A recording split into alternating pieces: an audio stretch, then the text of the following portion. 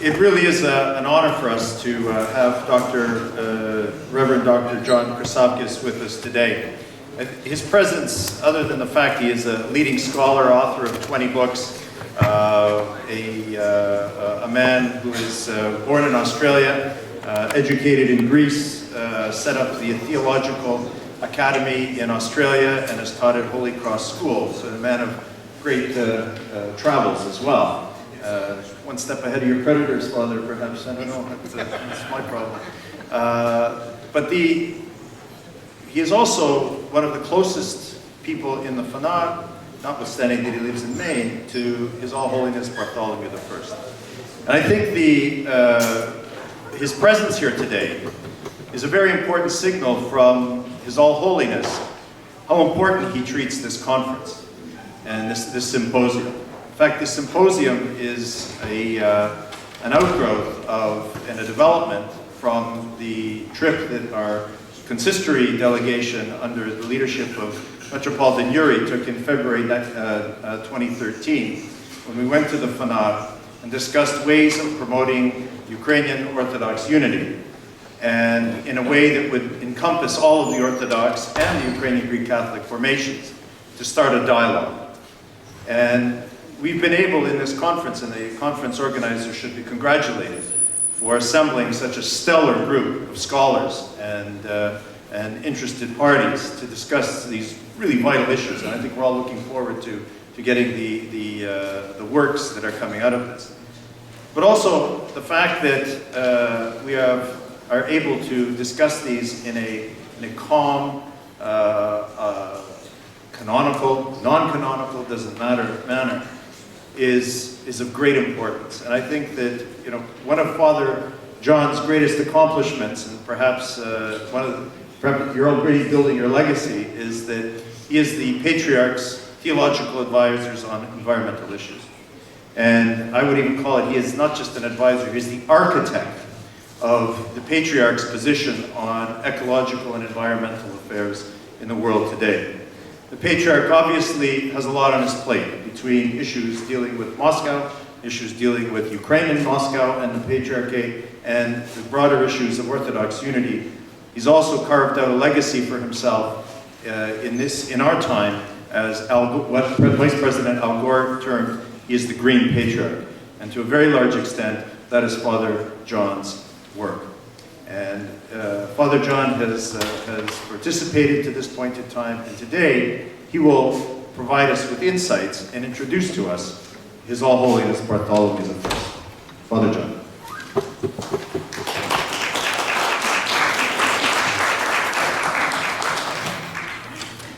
Not very much of that is true, but you're not part of the Fhanar. The creditors are after me.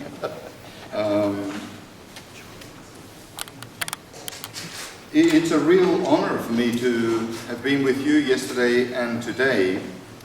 I'm humbled that His All Holiness appointed me as his representative at this symposium.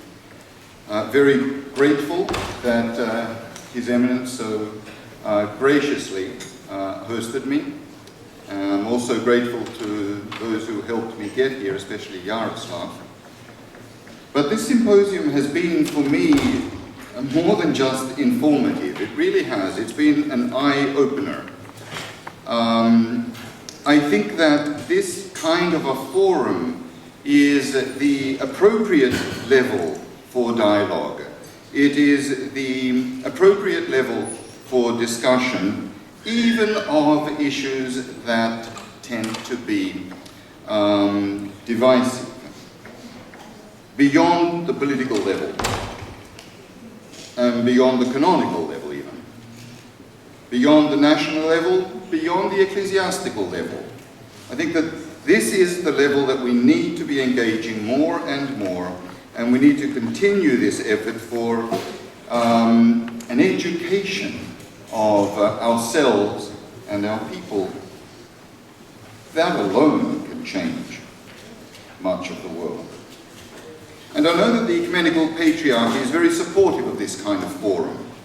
He's always looking for ways to consider various programs in Ukraine, programs that would include all the church families, all the church formations. And I know that he is given due consideration, especially through visits by Metropolitan Yurij, the mediatory role that Daniel himself has played over the last few years in reactivating the Kyivan Church study group. And I know that the Patriarch is also very much looking to you to give him ways in which he can assist. He is looking certainly to the church here in Canada to play a leadership role in all of this, and facilitatory role. So from February of last year, when Metropolitan Yurij visited the Patriarchate with Daniel and a group of others, there has been established, I believe, a close and a sincere cooperation, and also an exchange of regular information, which is critical, not because the Furnari is far away, not because the Furnari is in Turkey and under oppressive ruling and so forth. None of that has ever bothered Patriarch Bartholomew, I can assure you. But because he needs to hear from you what it is that your church needs. And one thing that I've learned loud and clear at this symposium is that the historical and the theological profiles of the diverse church families and formations in Ukraine are close to one another. In fact, they're closer to one another than they are, for instance, to Russia. They're closer to one another and closer perhaps to the Phanar, as I've at least discerned what I was hearing, than any other place. So you need to remember to take initiatives to help the Phanar find ways of facilitating this dialogue. Because, as I'll be talking about in my reflection on the Patriarch's vision and ministry, I think dialogue is exactly what the Phanar is all about. I think dialogue is exactly what the Phanar, under normal circumstances, seeks to promote. In fact, I want to quote from a metropolitan from the Phanar who died in 1989. In a description of his of the Phanar, he says, "The Phanar is a concept. It is a symbol of life's potential to transcend destruction, of the possibility for survival in coexistence. The Phanar is the art of deriving the highest excellence from the worst circumstances. The Phanar is the bearer of supreme values. It is patience, it is silence, it is martyrdom, it is nobility, it is the dignity of the past. It is the guardian of the treasure of our blameless faith and the sacred tradition of the East, vested with the other sacred traditions of our race. But it is an active, a dynamic guardian. The Phanar is a school." Just a few years now after the 20th anniversary since the election of His All Holiness Ecumenical Patriarch Bartholomew, what I'd like to do as a contribution to your theme is to observe your theme through the lens of the Phanar. You know, as Canada prepares for its 42nd federal election and boasts its 22nd Prime Minister, as the United States prepares for another long campaign for its 45th President in 2016, it is important to remember, it's helpful to remember, that the present Ecumenical Patriarch is the 270th holder of that title. And that in itself means something. Over the centuries, of course, the throne of Constantinople has been occupied by extraordinary range of churchmen, saintly theologians, great administrators, many scarcely remembered figures who had little choice but to preserve their ancient office as best they could, usually in dire conditions. While we normally think of Patriarch Gregory V, who died in 1821, as an exception, he really is an ordinary example, at least in the period from the late 15th to the early 19th centuries, when numerous patriarchs were tortured, exiled, or executed.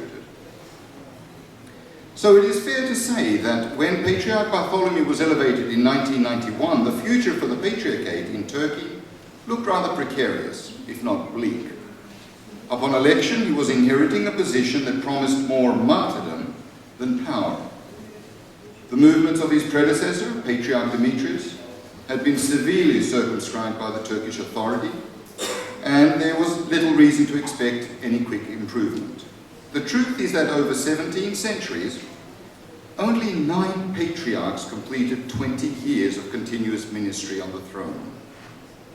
The history of the Ecumenical Patriarchate is filled with examples of patriarchs serving very few years.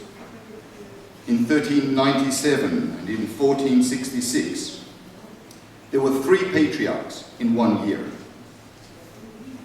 In the early 17th century, Kyrillos I was enthroned 6 times and deposed, and still served less than 20 years. In the 17th century alone, there were 52 separate enthronements for 28 patriarchs, and that was with the last 11 years of the throne being entirely vacant. Athenagoras and Bartholomew are the only ones since the early 12th century to serve more than 20 years. And I think, in terms of my archdiocese, at least in America, it's a unique blessing that both Athenagoras and Bartholomew are so intimately connected with the story of this part of the world. In many ways, we could say that the tenure of His All Holiness mirrors the story of the Ecumenical Patriarchate through the centuries.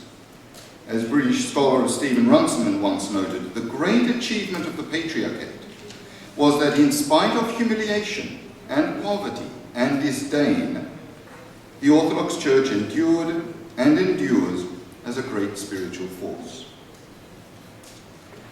Having served for my sins at the center of the Orthodox Church's administration, education, and politics for 3 decades now, working closely with His All Holiness for 25 of those years, I can say without the slightest hesitation that there are few leaders in our church that understand their role and responsibility within, as your symposium theme reads, the global family of Orthodox churches, past, present, and future.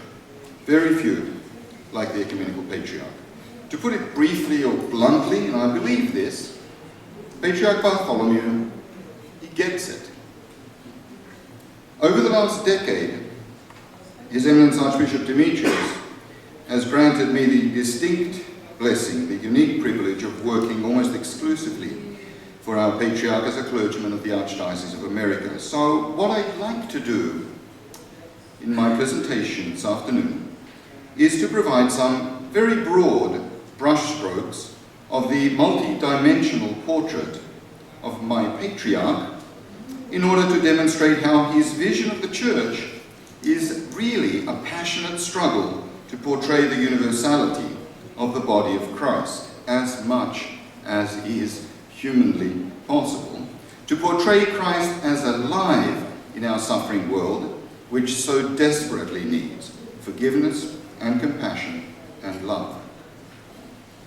My talk is definitely no pretext for triumphalism or arrogance. God knows, and when we're honest with ourselves, we know too. God knows our weaknesses all too well. Indeed, the dimension of the cross is what brings life and uniqueness to the ministry of the Ecumenical Patriarch. In everything that he says and does, this perspective complements his theological depth and the ecumenical breadth, the theory and the practice behind the vision. For the Patriarch, the term ecumenical is more than just a name, it's more than just a geographical description. It's a worldview. We're not a political institution. We're not a secular institution. We're not the Vatican. And in fact, when we try to be any of those, we fail abysmally, because we betray our identity. In the Patriarch's understanding, the principal task then, the principal mission of the Church in the contemporary world is to manifest and materialize across all historical limits and cultural borders the unity and the universality of the body of Christ, the wider pastoral ministry, the supranational dimension of the Church. And trust me, it does not have geographical ambitions. It does not have jurisdictional interests. There are far bigger fish on his plate. Orthodoxy can play a major role in our global world, but it must become the critical and prophetic conscience of the peoples entrusted to it. And in order to do so, it must disabuse itself of nationalism that becomes idolatry, whether it's Greek or American, whether it's Russian or Ukrainian. We must embrace an ecumenical orthodoxy where the dialectic of unity in diversity is recovered and revived. It must free itself of all provincial, all parochial arrogance or competitiveness, so as to provide an unbiased witness to all humanity of the Orthodox traditions of metanoia and forgiveness and communion and love, because it's these that bring about healing and reconciliation, universal ways of bringing peace and understanding to a world so often and so widely divided and in agony. And in fact, all of the Church's indispensable structures, bishops and councils, all of the Church's essential features, liturgy and spirituality, all of them must be placed at the service of God, the service of the gospel, the service of the body of Christ. Then the centers of primacy will not be centralized or competing powers, but places of reconciliation and communion.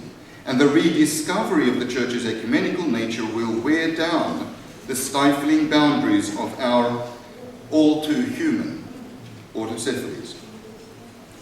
What an example that would be to religion, which is so often tempted by the opposite.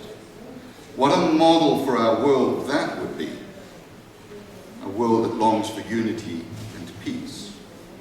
And what an ideal for our planet, which yearns for healing. So let me briefly outline for you some of the contours of the Patriarch's ecumenical breadth and breadth over the last 20 years or so. And what I'll endeavor to do is offer you, of course, just an ostensive portrait, not any definitive or exhaustive description. So there'll only be some things that I'll be talking about. But first of all, some initiatives within his own immediate jurisdiction. Patriarch Bartholomew was the first ever to convene assemblies of the hierarchs of the ecumenical throne from all over the world on a biennial basis in Istanbul. He did that within the first year of his election. That's an in-house thing.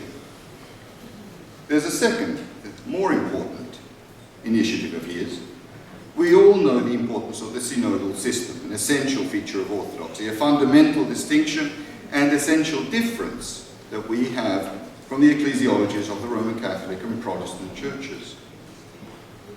Patriarch Bartholomew has done all that is possible, and he's the first ever to risk doing this, to decentralize the synod. The Envi Musa synod, as it's called, the bishops that used to dwell in Constantinople or would pass through Constantinople, they would meet. This was historically the most powerful organ of the Byzantine Church, and it was reduced in the last few centuries to just the Phanariote bishops, just the bishops in Istanbul. Well, in 2004, for the first time in over 1,000 years, His All Holiness introduced from abroad 6 out of a total of 12 members to the Synod. 6 outside members of the Holy and Sacred Synod, the highest decision-making body of the Mother Church since the 11th century. A pioneer and a bold gesture. Many people were not happy. And in 2013, very recently, he introduced again a new synodal structure consisting of 11 outside members. A radical change for the history and vision of the Ecumenical Patriarchate. Even the fact that he managed to convince the Turkish government to grant citizenship to metropolitans abroad, that he did in July of 2010, that means that for the first time in history, a wider pool of hierarchs is entitled both to vote as well as to serve as candidates for the patriarchal throne. Bishops from all over the world.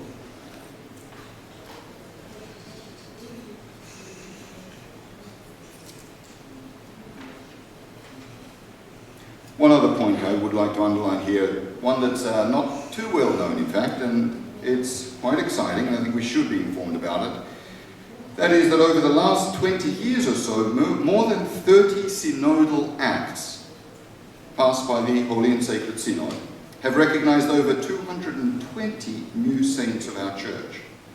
From Greece, right, and Asia Minor, fine, and Russia, and Western Europe.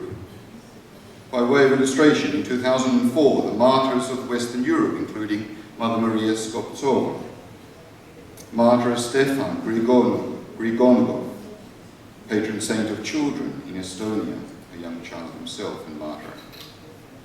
The latest has been the elder Porphyrios. You may even know of his name.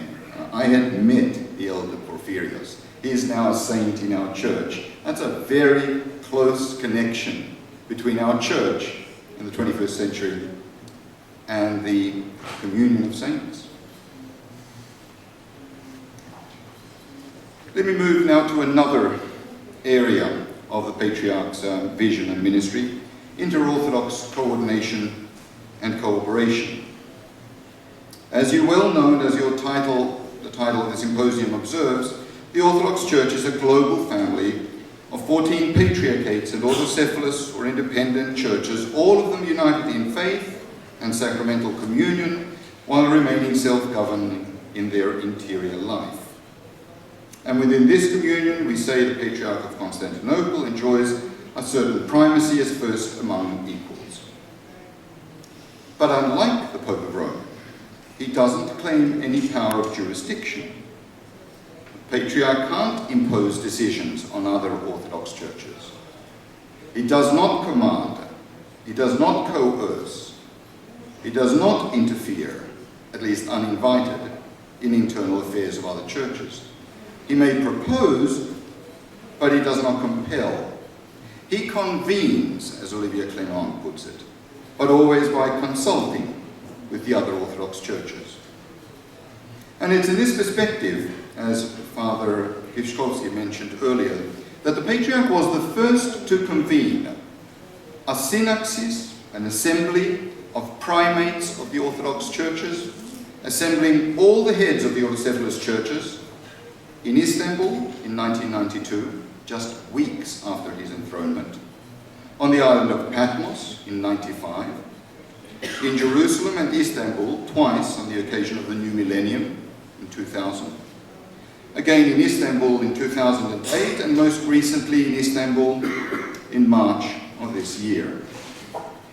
It's here in these pan-Orthodox settings, pan-Orthodox gatherings, that one senses the visible expression of the unity of the individual, independent Orthodox churches, the tangible manifestation of the Catholic conscience of the Church, although admittedly it's also here that one senses most vividly and most painfully the discord, the disunity, and the suspicion among the Orthodox churches.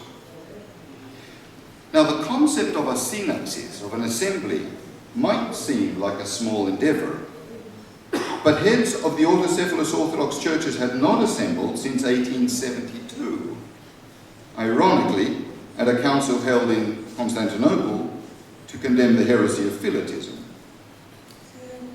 In 1902, the visionary Ecumenical Patriarch Joachim II proposed that the local Orthodox churches meet every 2 years, but this never came to fruition. And then things changed dramatically in the wake of the collapse of communism in the late 1980s. And so it's during Bartholomew's patriarchal tenure that the Church of Albania was reconstituted in 1991. The autocephaly of the Czech lands in Slovakia was recognized in 1998. And the autonomy of the Church of Estonia was restored in 1999. And the Patriarch also chaired a number of greater synods, or appeals synods, to resolve the internal schism, for instance, within the Patriarchate of Bulgaria in 1998. In 1978, the late Father John Meyendorff wrote, "It is unquestionable that the Orthodox conception of the Church recognizes the need for a leadership of the world episcopate, for a certain spokesmanship by the first Patriarch, for a ministry of coordination without which conciliarity is impossible. In the present chaotic years, the Orthodox Church could indeed use wise, objective, and authoritative leadership from the Ecumenical Patriarchate." I've often wondered how Father John Meyendorff, who died 6 months after Patriarch Bartholomew's election, might have looked with approval, I think, at recent developments in the Orthodox Church.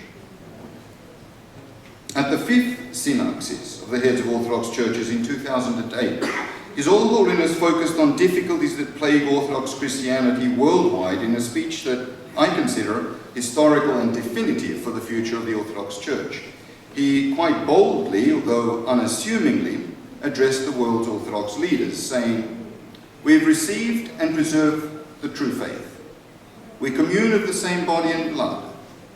We basically keep the same liturgical typicon, and we're governed by the same sacred canons.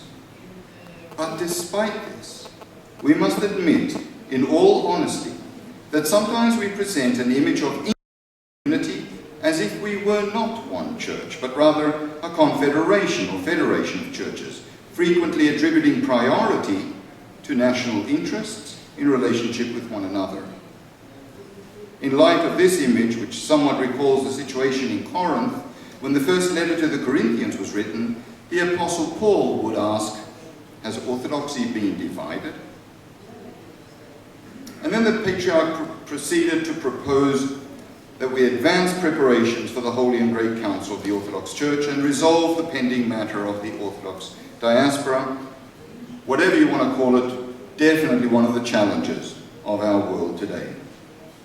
So at the invitation of the Ecumenical Patriarch, following consensus by the heads of Orthodox churches at the Phanar in 2008, the 4th Concilia Pan-Orthodox Conference met in June of 2009 at the Orthodox Center in Chambézy, creating what we now know in most parts of the world, the regional episcopal assemblies. So, for Patriarch Bartholomew, primacy is not an honor. It's not an Eastern form of the papacy. In fact, I would say it's Constantinople's weakness, its poverty, its martyrdom that ensures its impartiality and, paradoxically, its preeminence. The Patriarch has no pretensions to being a universal bishop. He claims no dogmatic infallibility, no direct jurisdiction over all the churches. As a center of appeal for the sake of preserving the unity of his faith, the primacy that he enjoys does not lie in power and prestige, but, trust me, attend one of these synaxes of heads of Orthodox churches, it is not prestige. It's sacrifice, it's service to his sister Orthodox churches. When the officers of the Episcopal Assembly of North and Central America visited the Phanar in September of 2010, he told them, what is most critical for us as Orthodox leaders is to apply the theology and traditions that we've received from the Church Fathers, ultimately to practice what we preach about the essential unity of the body of Christ. So the goal, the aim, is a united body of Christ, or at least a more united body of Christ, or at least the willingness for a more united body of Christ. Orthodoxy has to speak with one voice if it's going to be heard, if it's going to have any impact or bear any fruit. And I think that the vision of Patriarch Bartholomew, in my humble opinion at least, is ultimately to create the appropriate conditions of unity to convene the Holy and Great Council. Since the day of his enthronement, I would actually say since well before his enthronement, His All Holiness has systematically and patiently, deliberately and gradually, without undue forcefulness or unnecessary hesitation, walked assiduously toward the convocation of this great council, which would be the first since the Seventh Ecumenical Council, the first, depending on how you number the ecumenical councils, in over 1,200 years. The convening of this council was, as you are all surely aware, one of the decisions of the latest synopsis of the primates of the autocephalous churches just over a month ago. Here's the decision, the message from that synopsis. The synopsis agreed that the preparatory work to the synod should be intensified. A special inter-Orthodox committee will work from September 2014 until Holy Easter of 2015, followed by a pre-synodal pan-Orthodox conference to be convened in the first half of 2015. All decisions at the synod, all decisions in the preparatory stages are made by consensus. The Holy and Great Synod of the Orthodox Church will be convened by the Ecumenical Patriarch in Constantinople in 2016, unless something unexpected occurs. That's a phrase that some churches underline more than the previous phrases. But you know, in many ways, I could say that no ecumenical council has ever been held in the same comprehensive manner with which His All Holiness visualizes convening this one. We could say that in some ways, never before in history has such a broad assembly of bishops been held, because in the past there were only 5 churches anyway, 5 patriarchates, participating in an event organized, facilitated and paid for by the emperor. Today there'd be 14. And in case you haven't noticed, there is no emperor. And it's not far-fetched to claim that Patriarch Bartholomew would in fact be achieving something unthinkable in the previous 20 centuries. Orthodox unity really is his only ambition, his ultimate aspiration. He's often misunderstood, often maligned for claiming some supranational vision, but it's never an ethnic preference for him. It's not directed, for instance, solely to Greek churches. The same unity, the same primary concern when problems arise with Greek-speaking autocephalous churches is his priority, for instance, with problems between the Patriarch of Jerusalem and other churches, or the Church of Greece and other churches, and so forth. I'm going to cut out a lot of what I had to say about inter-Christian relations, inter-religious tolerance, and ecological activities, but I did want to say something very briefly about the ecumenical openness of Patriarch Bartholomew. Anyone that's met him knows that he is way ahead of the game in terms of his openness to other churches. And I think that the ecumenical vision and conviction of the Church of Constantinople is something that's been steady from the outset. It's something that is cause literally to be grateful. It's much more difficult, for instance, for the sort of ignorant prejudice or intolerable exclusivism that's propounded by some metropolitans in Greece, or even some monks on Mount Athos, even some theologians in northern Greece. Much more difficult for that kind of an atmosphere to be nurtured or cultivated at the Ecumenical Patriarchate.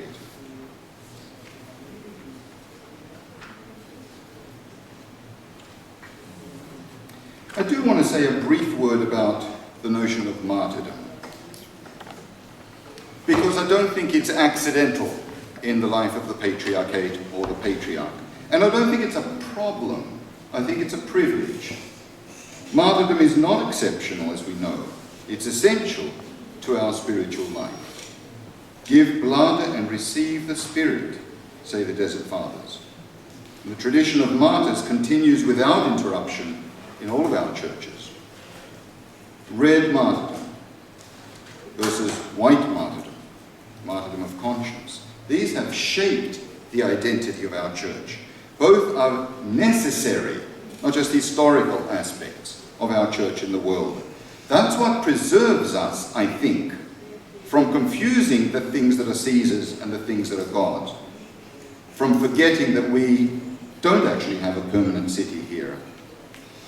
And if you think about it, the situation of the ancient patriarchates, Constantinople, Alexandria, Antioch, Jerusalem, even what's happening in the Ukraine today, is actually healthier in terms of churches' relationship with the state. Certainly healthier than most of the autocephalous churches I know, the national churches, which one way or another depend on their respective states. If you think about it, the situation of the ancient patriarchates resembles more closely our own separation in the USA or in Canada, the separation of church and state. The autocephalous Church of Greece can't claim that. Confusion is more descriptive of its relationship with the state. Nor can the Patriarchate of Russia. Collusion is probably more descriptive of its relationship with the state. Even the more progressive of our churches, like the Church of Finland, convenience might be the word descriptive of its relationship with the state. But let me close, so we can have a few minutes at least for discussion. Let me close on a personal and humble level. Ecumenical Patriarch Bartholomew's greatest strength, I believe, I've even heard him admit this in private, is his administrative skill. He studied with some of the greatest Orthodox and Roman Catholic theologians of the 20th century, but theology is not his greatest strength. He takes seriously his monastic vows. He attends services at the Phanar daily, closes every night at the Phanar with compline. The truth is that the image of a patriarch at matins in the morning on the throne and at Vespers each day, closing each day with compline in his private chapel, is unfamiliar to most people. But, as he freely admits, he really is not called primarily to be a monk. He is pastoral and sensitive. But that's not where he's trained to excel either. He's a brilliant administrator. He knows people, he loves being with people. He's exceptionally good with people. His principal role is not to teach, not to advise, it's to direct and to administer. I think he's a good shepherd. And in that respect, he's not what CNN sensationalized, the last patriarch in Turkey. He's actually the one that's ensured that he won't be the last. Very few people could have foreseen in 1991 that Patriarch Bartholomew would become one of the best known, most respected religious figures in the world, touching millions through Orthodox Christianity and beyond, as we'll see in just a few days when he meets with the Pope in Jerusalem. What the Patriarch has achieved in 20 years is nothing less really than phenomenal, if not miraculous. By focusing on problems of wider importance, he's managed to reinvest his ancient office with a moral authority, a public profile of which many religious leaders can only dream. In the testimonial of the Archbishop of Canterbury, Bartholomew has turned the relative political weakness of his office into a strength. This strength through weakness, this leadership through service, are precisely what are needed to meet the challenges for Orthodox unity in our world. By embracing a universal and ecumenical orthodoxy, we can begin to bear witness to the unity of the body of Christ in a suffering world that increasingly aches for Christ's hope and healing. Thank you.